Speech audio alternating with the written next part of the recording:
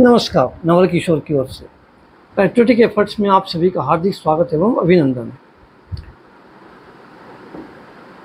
और आपने देवासुर संग्राम के बारे में कुछ सुन रखा होगा। आप लोगों में से कई ऐसे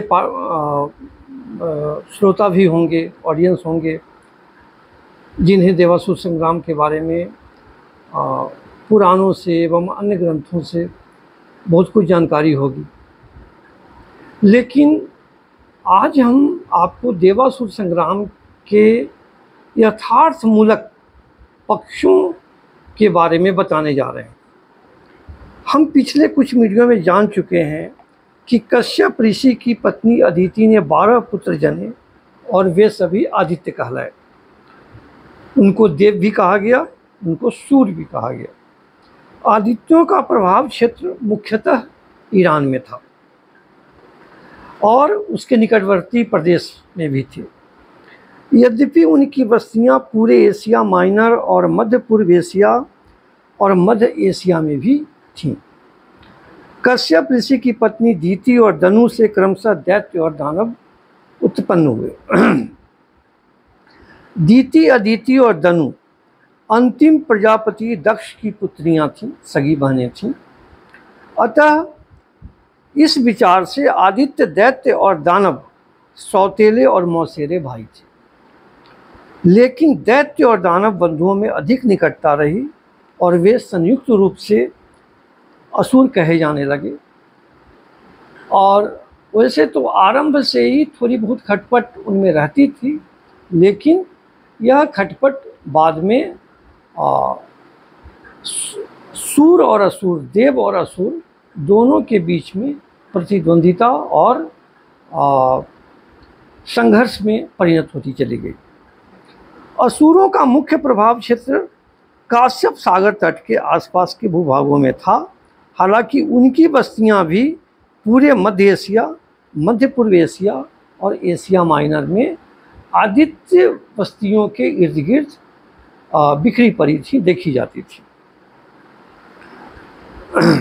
काश्यप सागर तट से लेकर गजनी, हिरात, हरम, कुंज शहर, खुरासन, बुखारा, गलदमन, शंकारा, इक, साक्तरिया, वसपुर, वास्पोरस, कश आदि देशों में भी असुर वंश का विस्तार हुआ। दनुपुत्र विश्वपर्वा सीरिया का राजा बना। आदित्यों की मुख्य राजधानी शूशा, जिसे बाद में अमरावती भी कहा गया, में थी और उरपुर उनका एक और बड़ा नगर था। तो जिस दैत्यों की मुख्य राजधानी हिरण्यपुर थी, वैसे उनकी एक राजधानी इष्टखर में भी थी। उधर उसका भाई हिरण्याक्ष बेबीलोन का अधिपति था। यानी हिरण्यकश्यप का भाई हिरण्याक्ष, जो कि बहुत वीर और बलवान था, वह बेबीलोन का शासक था, वहाँ का अधिपति था। बल के संतुलन में दैत्यों का ही पलड़ा भारी था। उनके राज्य भी आदित्य राज्यों से अधिक संपन्न थे, उनका संगठन भी बेहतरीन था। परंतु देवों और असुरों की उस भूमि में कश्यप से उत्पन्न गरुड़ और नाग नृजातियां भी रहती थीं। इस प्रकार नाग और गरुड़ जन भी देवों और असुरों के दायाद बांधव थे, यानी सौतेले भाई थे। उन लोगों का भी उस क्षेत्र पर हिस्सेदारी थी। देवों, असुरों तथा उनके मित्रों की आबादी और राज्यों का ज्यों विस्तार होने लगा, त्यों ऐसे राजनीतिक और आर्थिक परिस्थितियां पैदा होने लगीं कि इन दायाद बांधवों का मित्र भाव से अपनापन के साथ मिलजुल कर रहना लगभग असंभव हो गया। दोनों के बीच तनाव बढ़ते बढ़ते संग्राम तक पहुंच गया, जिसे देव असुर या देवासुर संग्राम कहते हैं। समुद्र मंथन से प्राप्त स्वर्ण की खान यानी धन लक्ष्मी की खोज के साथ प्रथम देवासुर संग्राम हुआ। लगभग 300 वर्षों की अवधि में कुल 12 या 14 देवासुर संग्राम हुए। फलतः ये दायाद बांधव चिर शत्रु हो गए। जब समुद्र मंथन की तैयारी हुई तो देवों और असुरों ने काश्यप सागर तट के निकट स्थित सुमेरु पर्वत पर चढ़कर नागवंशी राजा वासुकी की सलाह और सहायता से फारस की खाड़ी, जिसे उन दिनों क्षीर सागर भी कहते थे, और काश्यप सागर, जिसको आज के समय में हम कैस्पियन सी कहते हैं, का मुआयना किया। फिर देवों, असुरों एवं नागों ने मिलकर प्रथम बार काश्यप सागर को पार किया। इसमें वासुकी राजा जो थे उनका बहुत बड़ा योगदान था। तो काश्यप सागर पार करने पर संयोगवश असुरों को ही स्वर्ण खाने मिले। इन खानों पर देव भी अपना दावा करने लगे, जिसे असुर प्रमुख हिरण्यकश्यप ने नकार दिया। तब प्रथम देवासुर संग्राम हुआ, जिसमें असुरों की जीत हुई। लेकिन बाद में देवों अर्थात आदित्यों के नेता विवस्वान सूर्य, जो अब विष्णु भी कहलाने लगे थे, ने बुद्धि बल से स्वर्ण खानों का बहुत सारा स्वर्ण आदित्यों के लिए हस्तगत कर लिया। इस बात से हिरण्यकश्यप बुरी तरह विष्णु से चीढ़ने लगा। उसका यह भी कहना था कि जब विष्णु का मुख्य उत्तराधिकारी यानी उसका मूल वंश वैवस्वत मनु अपनी सभी संतानों के साथ भारतवर्ष में आर्यावर्त बनाकर अच्छी तरह प्रतिष्ठापित हो चुका है, तो विष्णु व्यर्थ राड़ क्यों कर रहा है। हालांकि हिरण्यकश्यप का ज्येष्ठ पुत्र प्रहलाद विष्णु के प्रति सम्मान, प्रेम और अपनापन का भाव रखता था। बहुत सा स्वर्ण पाकर और अपने बलवान भाई हिरण्याक्ष की सहायता से हिरण्यकश्यप ने चारों ओर अपने राज्य की सीमाएं बढ़ाना आरंभ किया। अनेक देव क्षेत्रों को विजित कर देवों को मार भगाया। इस समय तक संपूर्ण उत्तर पश्चिम फारस यानी ईरान, ईरान को पहले फारस कहते थे, तो इस समय तक संपूर्ण उत्तर पश्चिम फारस यानी ईरान और समूचा अफगानिस्तान हिरण्यकश्यप के अधीन हो चुका था। बेबीलोन और उसके आसपास के क्षेत्र उसके भाई हिरण्याक्ष के आधिपत्य में थे ही। देवगण चारों तरफ से दबते चले जा रहे थे और आतंक के साये में जीने लगे थे। इससे विष्णु बहुत चिंतित हो गए। वे देवों को आसन्न देवासुर संग्राम के लिए संगठित करने लगे। उन्होंने आर्यावर्त के अपने पौत्रों से भी सहायता मांगी। सहायता गई भी, और साथ ही मनु के द्वितीय पुत्र नृशंत या नृग, नृशंत का दूसरा नाम नृग भी था, अब स्वयं ही संग्राम में भाग लेने पहुंचे। भीषण संग्राम आरंभ हो गया। नॉर्वे देश उस काल में कोलावराह या केतुमाल द्वीप कहलाता था। वहाँ कोलावराह वंशियों का राज था। अति प्राचीन काल से यह जाति वहाँ रहती थी।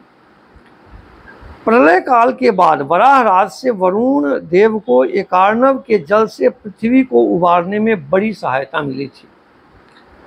तभी से वराह वंशियों और देवों के बीच घनिष्ठ संबंध बने हुए थे।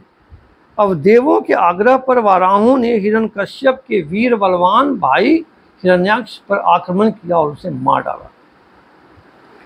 तब बेबीलोन पर मनु के द्वितीय पुत्र नृग का आधिपत्य स्थापित कर दिया गया। वाराहों के वंश की एक शाखा नृग के साथ मिल गई और उसकी उपाधि देवपुत्र कहाई।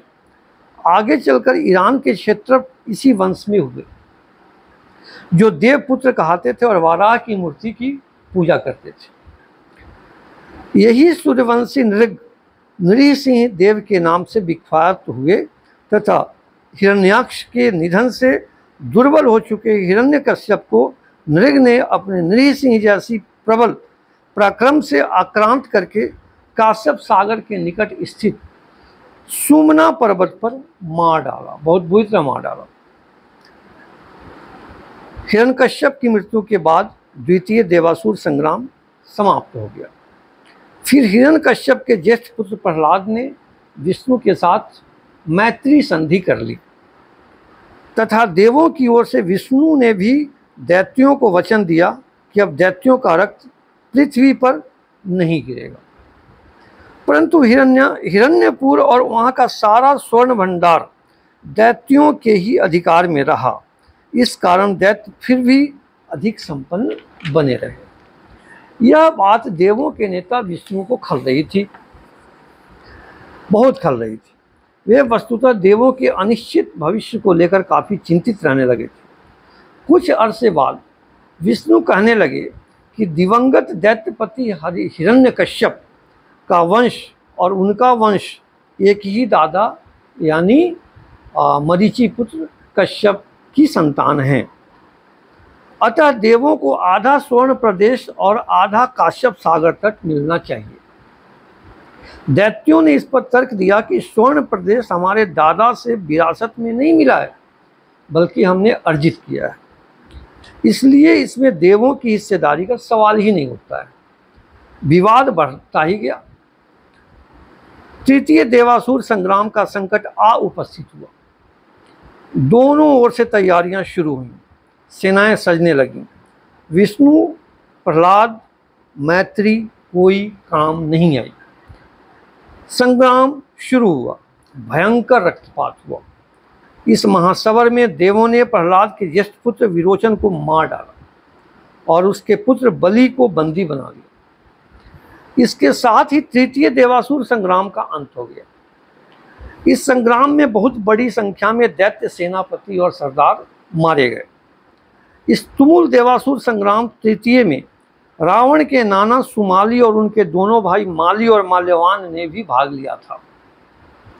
बड़ा भाई माली तो रणभूमि में ही खेत रहा। सुमाली और माल्यवान गंभीर रूप से घायल होकर भी बच गए।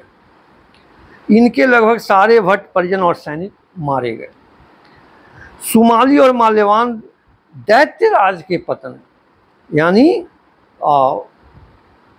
हिरण्यकश्यप का जो वंश था, हिरण्यकश्यप, प्रहलाद, विरोचन, उसके पतन और पराभव से हतप्रभ, विक्षिप्त, विचलित और शोकग्रस्त हो लज्जा, क्षोभ, भय तथा ग्लानि के मारे लंका लौटे ही नहीं, पाताल में जाकर छिप गए।